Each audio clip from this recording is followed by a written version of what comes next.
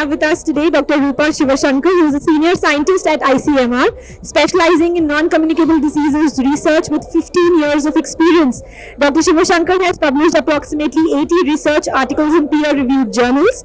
She holds an MD in community medicine from AIIMS New Delhi and an MSc in epidemiology from LSHTM London. Previously, she's worked as a technical advisor at Resolve to Save Lives and as a senior scientist at the Public Health Foundation of India. So, welcome to Medical Dialogues Black Dog Research Summit, ma'am. It's a pleasure to be having you here with us today. Thank you so much.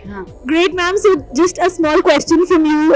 If you could just let us know how can younger generations or how can doctors in the younger field can get into medical research? Any message that you would want to give out to them? Yeah, it's very important that the younger the medical doctors realize that research becomes a very important part of their life, right?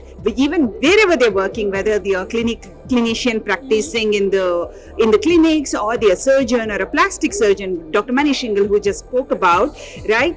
Whatever they are doing, what they need to focus on is the evidence base. And where does this evidence base comes from? That comes from a very rigorously conducted medical research, right? So it is very important even during their undergraduate times. They should focus on the medical research curriculum, which is part of their community medicine training as well. And there are a lot of opportunities during the undergraduates itself.